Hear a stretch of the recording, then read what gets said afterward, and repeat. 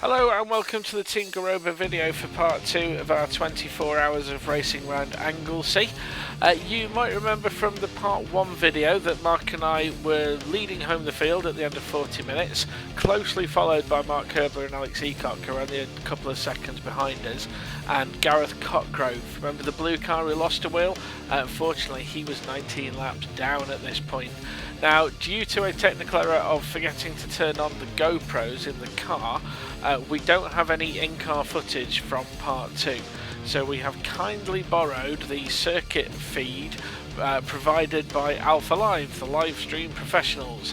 They had their cameras around the circuit and were offering commentary to the YouTube stream and to the spectators at the track. But we've had to drop their audio and we've replaced it with the kick-ass background music that you can hear behind me now. So Mark took the start in this round, there he is, so I'll let him talk you through the first stint of the race. So yeah, we thought we'd change it up a little bit and I'll start the race for a change. The first ever race start, so it's just keep out of trouble, just make sure you're being very predictable because you have got some faster cars behind us because on track they may have had some issues. Got Manoj there, right at the very front. You just see us just coming to the background, just about or coming from the right there. I'm pulling a little bit of gap on Mark on the start, probably due to the radios that we had, and it was just a case of head down, just keep on going and try and build that little bit of a lead onto Mark. So as we're going through, just trying to make sure, hitting all my marks, just pushing on as comfortable as I can do. Got cold tyres to start off on the race and cold brakes, just make sure you're bringing those in, make sure you're not locking anything up or making any flat spots and getting any punctures. And it is literally me just going through and getting right to the pit stop so I can hand over to John. Now a little bit on this one, we haven't got much footage of me being at the front of our class for this part, and you can see there it just goes straight into one of the guys going into the pits, that's Mark, so we hand it over to Alex. John will have told me this on the radio, so I'll start pushing and I'll keep my head down, just keep on going, build that gap, so when I hand over to John, John can then get out onto track. Now what Mark's thinking about doing is handing over to Alex a lot earlier because Alex is the faster out of the two, so they know that they've got a fight on their hands because we are pulling on them. So them handing that over give Alex a longer time in the race to then start to catch me and John. And as you can see there, we've got the number 88 Ford KA that I'm overtaking again for the second time on track. So that's my second overtake, not for position, but again it's still at full racing pace, so I'm absolutely happy with that. And this is actually now after the pit stop, and you can just see there that Alex has just gone through the shot just in front of me. So their pit stop is probably about 1 minute 40, 1 minute 50. It's about 1 minute 50 something lap here. So actually now, I can now see how far they are technically behind us because they're almost a lap behind us. So if I can now keep Alex honest and keep on his tail and keep him going, then that means John gets the best chance when he comes out for his run to actually start pushing on and pushing on. So yeah, head down now, I can see where Alex is, I need to make sure that gap is as small as possible, make sure he's not pulling on me, and just keep on hitting my marks and keep on doing what I should be doing in here. Yep, there goes Alex with one of the 500s going past him. Going to rocket in, lovely corner, absolutely love this, blind as you turn in, you can brake so late it's uphill, blind apex, and then it just kicks you out to the outside. See Manoj there catching up to Alex to lap him. And that's a big, it's extremely quick. You'll see how quickly it does go past me. These Pumas aren't slow, and it just catches up so quick and then just absolutely obliterates us with the power. So this is the thing with multi-class racing, you've got to be fully aware of what's going off. There you go, it lets him pass way before the corner, so Alex will get turned in and then keep up the Manoj. So right this minute, we're actually coming up to halfway through the race, so I'm now thinking, right, when are we going to come into the pits? Probably speaking to John on the radio a little bit to try and get a little bit of advice when's the best time for it. So now it's me thinking, right, I need to get in, I need to make sure that the first pit entry under racing conditions, make sure I'm hitting those lines where I need to.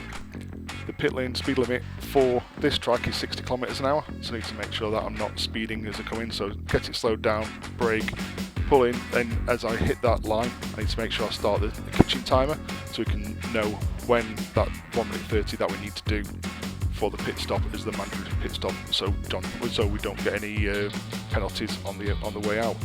So yeah, you can see Gareth's still in it, he's still rocking on, got his wheel back on again, fantastic, good to see racers back out again after a little bit of an incident, and having a nice little battle with a few minis there as well.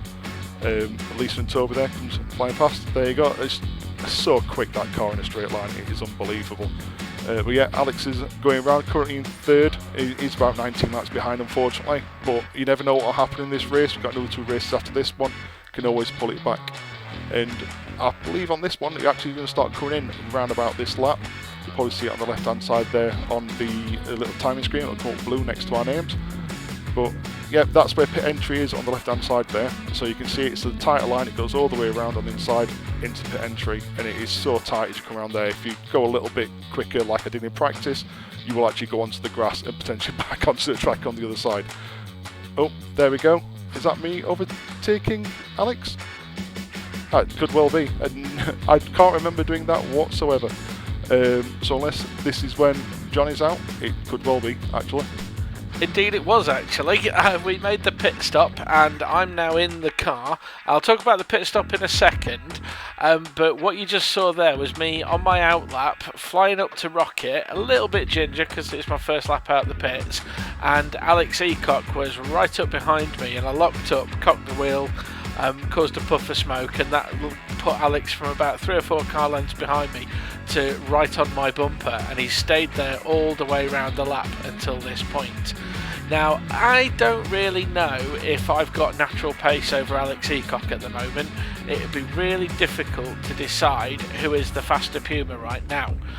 The reason for that is that in qualifying, Mark took most of the running in our car, and in the first race, Alex and I were never on track at the same time. Conditions change, traffic situation changes, so in a straight fight I don't know if I've got pace over Alex or whether he's got pace over me. Now, because the Pumas are technically identical but fundamentally so evenly matched, even if you're behind someone and you do have a lot of pace over them, the overtake can be really difficult. So with that in mind, defending in the Puma Cup, I won't say it's easy, it's certainly not easy, but it's, if you're clever about stuff, you put your car in the right place and you do the right things at the right time, you can keep a faster car behind you, which is exactly what I was doing here. Although I can cock that one up a little bit as well, it was inconsequential because the next corner was a right-hander and I'd got the inside. Now, I've got a dilemma in my head because by driving defensively, I'm naturally going slower than I know that I could do, because I'm taking a tighter line, which means I've got to brake a little bit earlier, and when I do stamp on the throttle, I'm doing so from a slower speed. So I won't be able to carry as much speed down the next straight, and that'll leave me vulnerable into the next corner, which is why I have to stay to the right hand side and defend, which gives me an earlier braking point, and the thing carries on and on and on. So when you're defending, you can't exploit your actual pace, which means you can't pull away.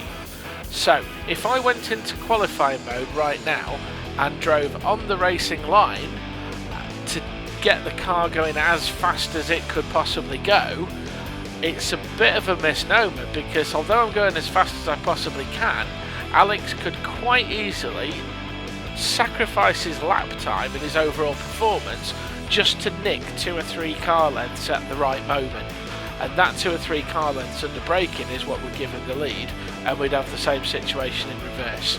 So I can't go as fast as I can actually go right now, and this is why the Puma Cup makes for such brilliant racing, and this is why Alpha Live, who are with the trackside cameras, gave myself and Alex so much of the airtime.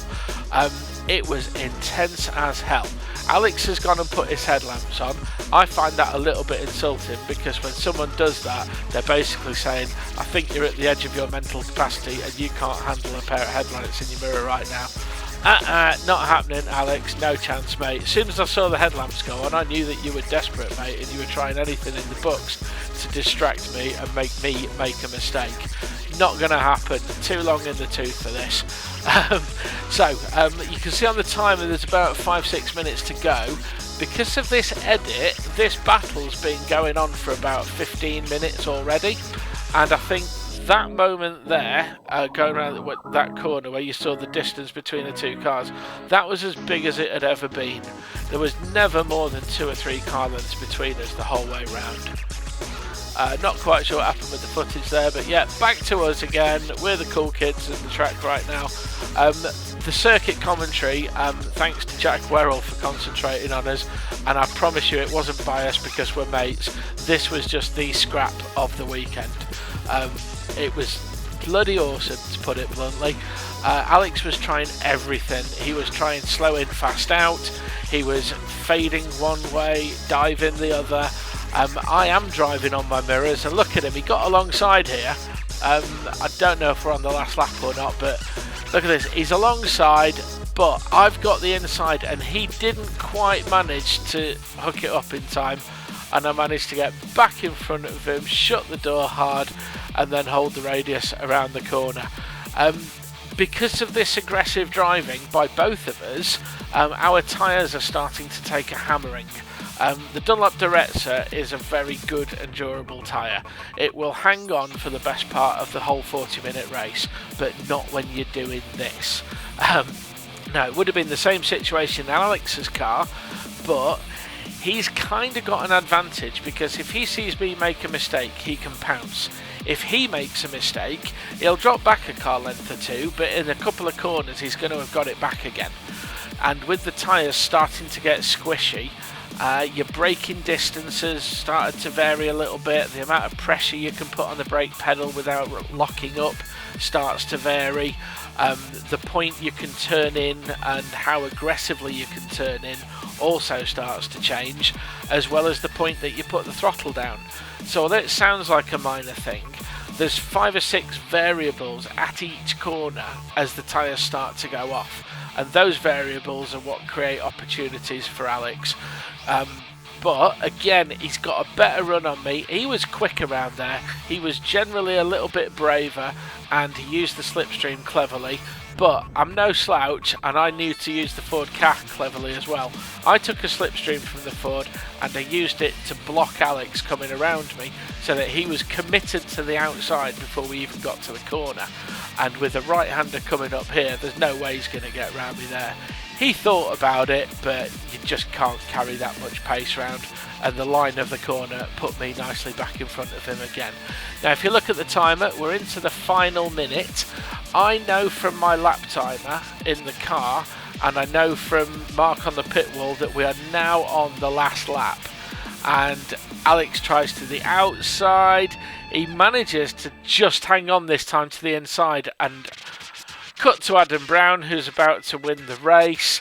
Meanwhile, Alex has actually managed to pull the move on me. Whether that was the first opportunity he genuinely had, or whether he was sat waiting for his opportunity on the last lap, but I wasn't giving up. I tried to go down the inside at the corkscrew, but I was just going to understeer straight into him if I was any more committed. So I've now got a long drag up to the hairpin. Here we go.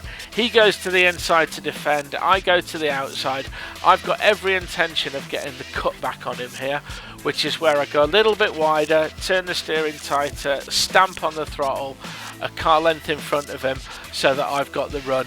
Now I'm actually catching Alex. The angle doesn't make it clear. I'm going to chuck it up the inside, but bloody hell, I can't. There's a Mini in the way. And yeah, if I'd have made that move on Alex, the Mini and I would have crashed. So that's that. We get to the end of the race. Alex crosses the line. I cross the line. I think he pulled half a second on us on that bit. And if you remember from race 1, the gap was about 3 seconds. Well, we've now done 80 minutes of driving. 80 minutes! And there is less than 2 seconds between us. Don't know why that little graphic popped up there. Sorry, Mark, that wasn't you. Definitely me. But look at our little yellow gazebo in the paddock. That's why we go bright yellow, because it stands out amongst everything else. So, oh, there's Mark just putting his thumbs up at the, you see him in the little blue overalls, there he is clapping. That was bloody intense. It was one of the most intense sessions I've ever had in the Puma Cup. And this is the result of race 2. Half a second at the line, and Gareth managed to stay on the same lap. So he's still 19 laps behind us overall, but at least he's back running and he's still technically in the race. Overall standings, yeah, 80 minutes of racing, less than 2 seconds between us. That is pretty amazing. So, next race part 3 will be in the dead of the night. We do have the in-car footage, so please come back and join us to see how we got on with that one and the rest of our Anglesey weekend. Thanks very much, everyone. See you next time. Bye bye.